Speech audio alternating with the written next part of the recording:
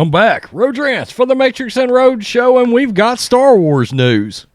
This is interesting. I don't know what it means. I don't know that ING, who's breaking this story, knows what it means necessarily by what they are talking about. As far as the connective tissue they're looking for, got to remember ING is going to be a very pro Kathleen Kennedy, pro sequel trilogy. Essentially, if it's woke, they're going to wrap their loving, stunning arms around it, okay? But the positive to this story is we are talking about Jon Watts here, the director that did No Way Home. And we know how that turned out for Spider-Man.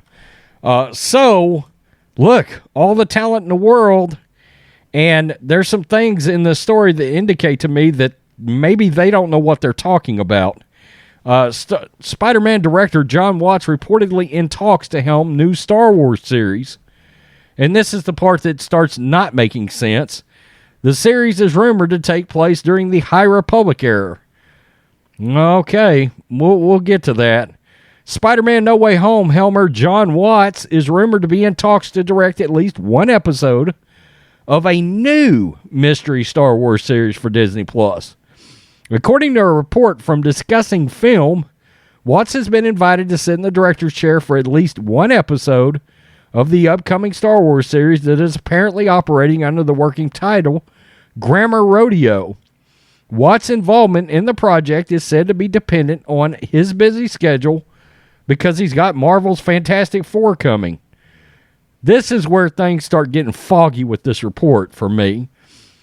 Jon Favreau is reportedly attached to executive produce following his most recent stint as writer and producer on both The Mandalorian and The Book of Boba Fett. It is currently unknown who will be writing this new series, but more details are expected to emerge as production nears, with cameras currently scheduled to start rolling this summer. Cinelinx first reported on the series, describing it as a Stranger Things in space, with a story that focuses on a younger generation of heroes during the High Republic era. This could be a nightmare. The Acolyte, another upcoming Disney Plus series, will be set during the final days of the same period in connection with the publishing initiative launched by Disney and Lucasfilm. It goes on to talk about The Acolyte. I won't be watching that because Leslie Headland is involved, and Kathleen Kennedy is very involved in that series, so I am out on that. So anyway, maybe he is directing an episode of that. But it's odd. We haven't heard nothing about Jon Favreau being involved in that series in the slightest, in the least, at all. Okay, he was supposed to be involved in only the Favreau-verse. Now, I'm just going to throw this out there, but there's been rumors of the Rangers of the New Republic coming back.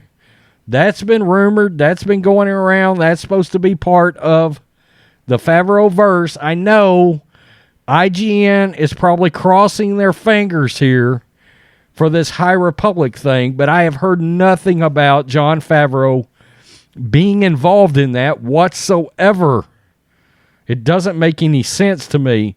But look, after what we got from the Book of Boba Fett, number one, Robert Rodriguez does not need to come anywhere around Star Wars ever again. Number two, it felt like it had quite a few fingerprints of Kathleen Kennedy all over it, which is concerning. Exactly how involved was Jon Favreau and Dave Filoni really and truly in this series? Okay, those two episodes that had The Mandalorian in it, very, very good. But everything that had to do with Boba Fett, once again, Disney took a older character and ran a character assassination for 7 good episodes. Not good episodes, but what I mean is 7 episodes. They ran a character assassination. I literally gave the series a 2.25 out of 5. That's not even average. That's below average. Maybe Jon Watts would be doing The Acolyte. I won't be watching it. That that series in a vacuum, singular, sounded real good until they brought in Leslie Headland, and you know that bitch is going to be woke as hell. That series is going to be ultra woke. I wonder if The Mandalorian is a complete outlier here. A complete outlier. Because during our live stream the other day, we were talking about the fact that at the end of the day, the only good Star Wars we've gotten from Disney at all has been The Mandalorian. Depending on, for some people, me and Matrixx both like Rebels. And Rogue One. That's been it. Out of everything that they have come out with. Now, there could be, could this be the Cobb Vanth series that I think is coming? I truly believe it. With Timothy Oliphant, the guy from Justified and Deadwood, and of course, we thought he died from Cad Bane, and we found out he did not. That would make some sense if Jon Favreau's involved. It doesn't matter. None of this matters. I mean, Jon Watts is highly talented, and he could probably hit some Star Wars out of the park. But they've got to fix the franchise as a whole, and that means, look, Lucasfilm, no matter what, you must retcon the sequel trilogy. You must, period. I mean, it's terrible. It's terrible. And no, you can't have any sequels off of it or any of that. It has to go away. I don't know why you're worried about merchandise, because none of that shit sold. I mean, really? What are you worried about? Just do what horror movies do and reboot. Don't reboot the whole thing. Just get to after The Mandalorian and then reboot that. It's pretty easy. Just pretty easy. Tell me what you think, Matrixx and Rhodes show fans. Jon Watts, extremely talented. Going to have a connection with Jon Favreau. Obviously, he was in all those movies. So they've been brainstorming some Star Wars on the set, I'm sure.